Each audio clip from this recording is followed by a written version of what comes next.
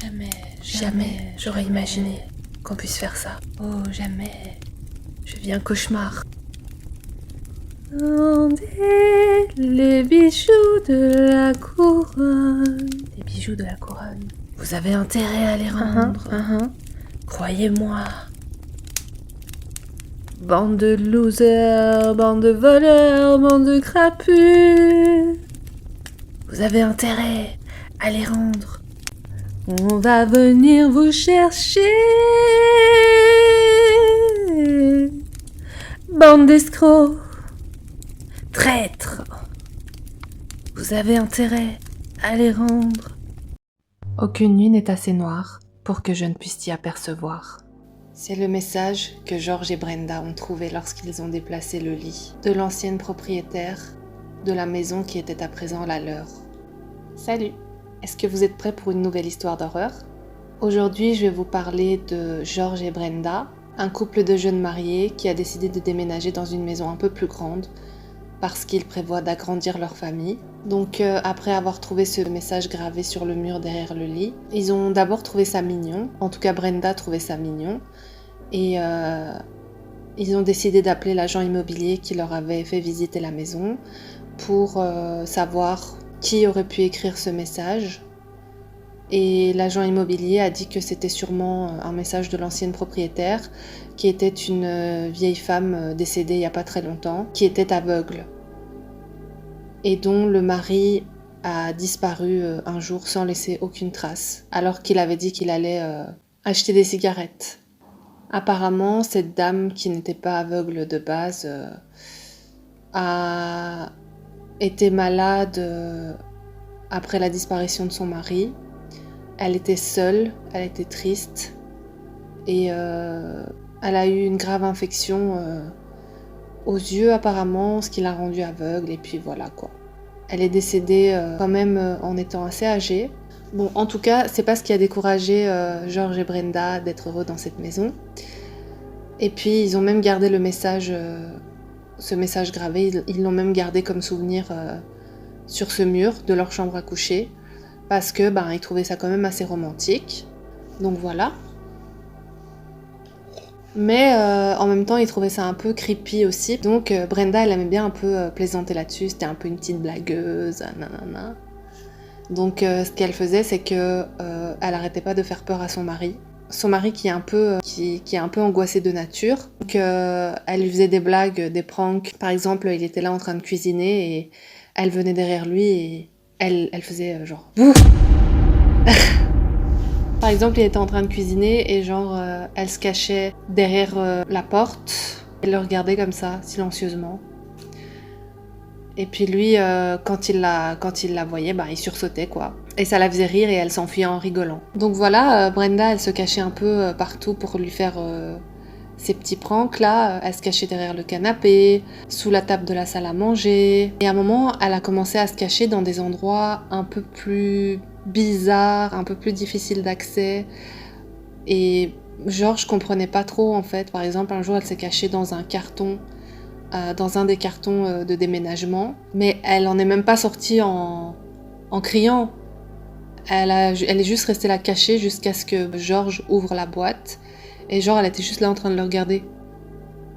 Et Georges, ça lui a donné des sueurs froides, et à ce moment-là, il lui a dit écoute, Brenda, t'arrêtes maintenant parce que ça commence un peu à me saouler. Je comprends pas ton délire en fait.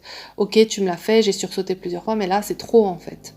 Et quand il a dit ça, elle a pas vraiment réagi, elle a juste continué à le regarder comme ça, du fond de sa boîte. Et donc un jour, ils sont en train de manger, et Georges dit à Brenda, alors, t'essaies plus de me faire peur, tu me fais plus tes pranks, c'est bizarre, vu que je sais que t'adores me faire sursauter.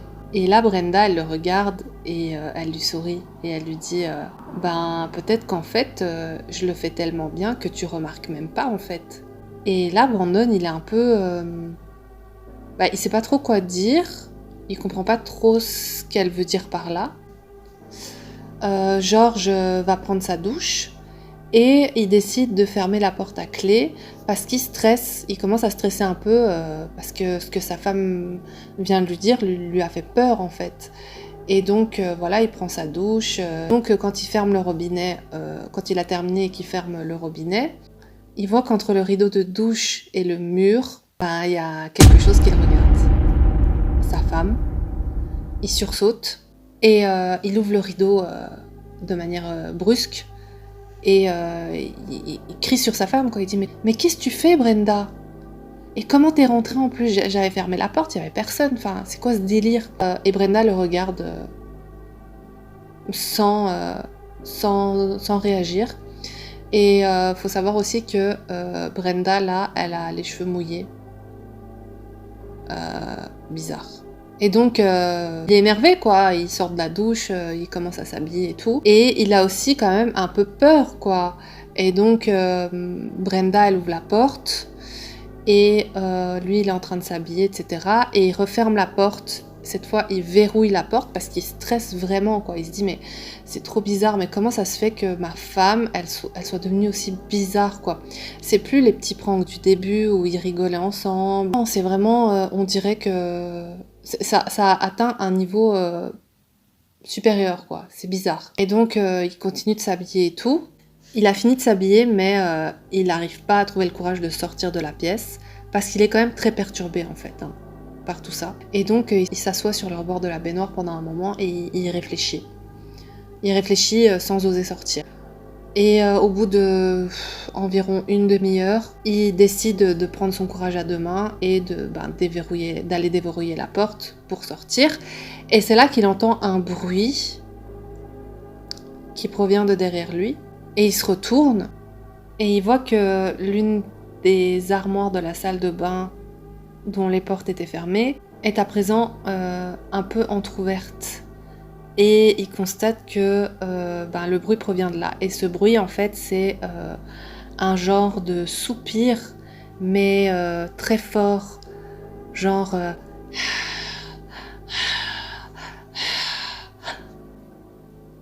Et là,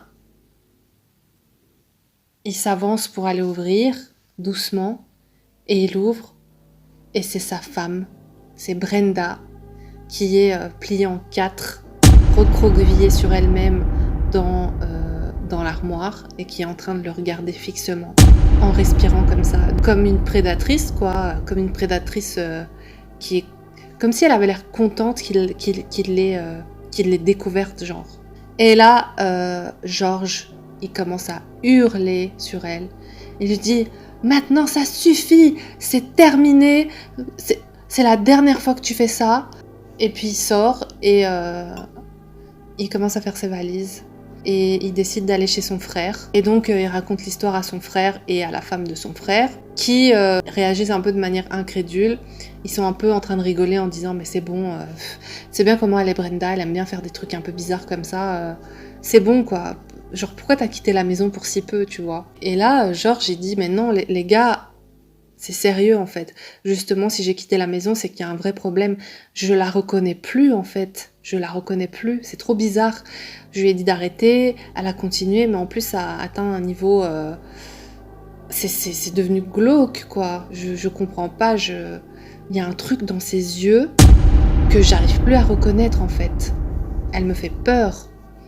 Et puis là, il reçoit des messages de Brenda qui lui dit « Oh, mais pourquoi t'es partie de la maison? Quand est-ce que tu vas revenir? Nanana. » Et là, George y répond « Brenda, tu dois admettre ce que t'as fait. » Parce qu'en fait, jusque-là, à aucun moment, elle a admis. Plusieurs fois, il lui en a parlé de ça. Il lui a dit « Tu dois arrêter, etc. » Il lui a dit « Mais tu te rends compte que ça fait peur ce que tu fais. Tu te rends compte que c'est trop bizarre, en fait, ce qui est en train de se passer. » Et à chaque fois, en fait, Brenda, elle réagissait pas, en fait. Elle était juste là en train de le regarder. Et après un certain moment, elle continuait sa vie, quoi, tout simplement. Donc, il lui répond « Tant que tu n'admettras pas ce qui se passe, et tant qu'on ne discutera pas clairement de ce qui se passe, et tant que tu me promettras pas d'arrêter, je reviendrai pas, en fait. C'est pas possible. » Et Brenda ne répond pas. Il reçoit pas de réponse à ce SMS. Donc, la soirée arrive. Et avec son frère et sa belle-sœur, ils sont là à discuter, etc. Et à un moment, il y a sa belle-sœur qui crie. Elle se lève du fauteuil en sursautant et elle crie.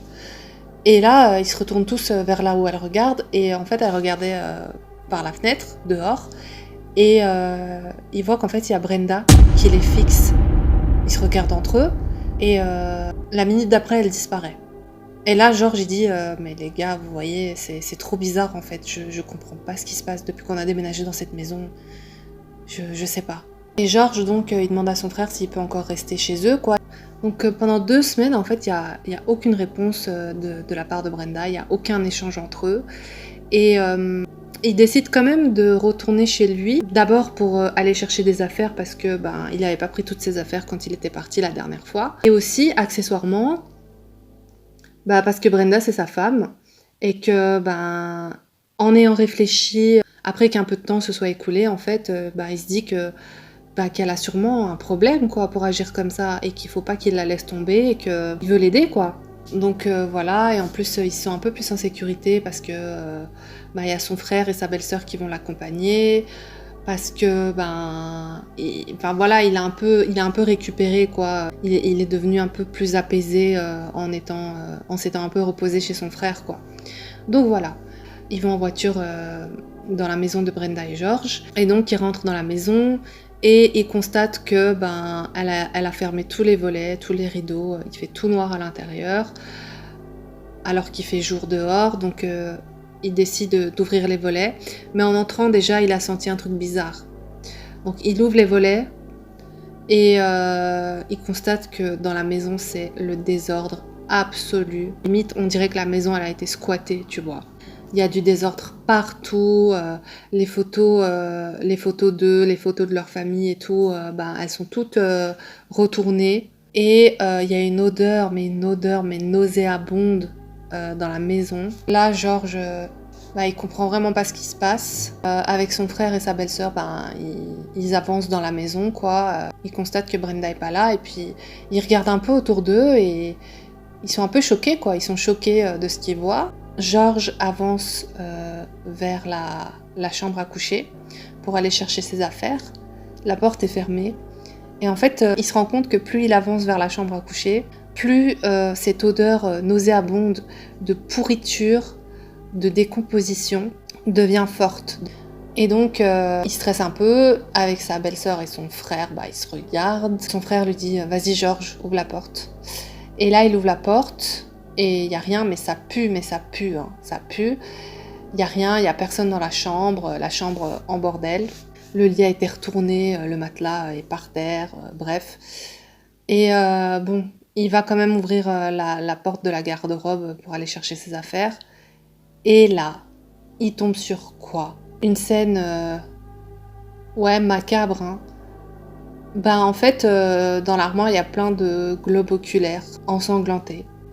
Certains qui sont en décomposition, avec des asticots. Et là, ils en peuvent plus, quoi. L'odeur, elle est trop forte. Et ils constatent que c'est des globes oculaires d'animaux divers et variés. Et là, Georges, il dit c'est bon, on se casse.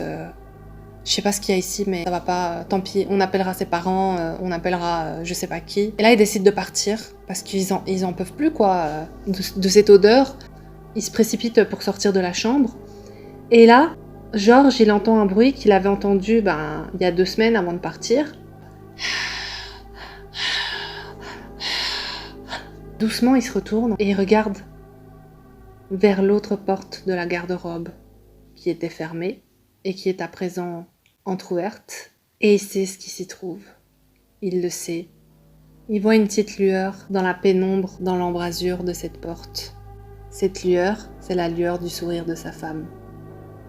Sa femme qui est contente d'avoir encore réussi à le surprendre. Voilà, quelle histoire! Vous avez pensé quoi de cette histoire? Je trouve que cette histoire n'a pas vraiment de chute, il n'y a pas vraiment de raison à ce qui s'est passé. C'est quoi? Est-ce que c'est l'esprit de la vieille dame qui est décédée là, qui est venu posséder Brenda? Et est-ce que c'est peut-être cette femme qui a peut-être fait disparaître son mari et qu'elle essaie de reproduire la même chose avec Brenda? Bizarre. Mais en tout cas, voilà. Qu'est-ce que vous pensez de cette histoire? Ça fait un peu peur, hein, quand même. Voilà. Dites-moi si vous connaissiez cette histoire. Et moi, je vous dis à la prochaine pour une prochaine histoire d'horreur. À plus dans le bus!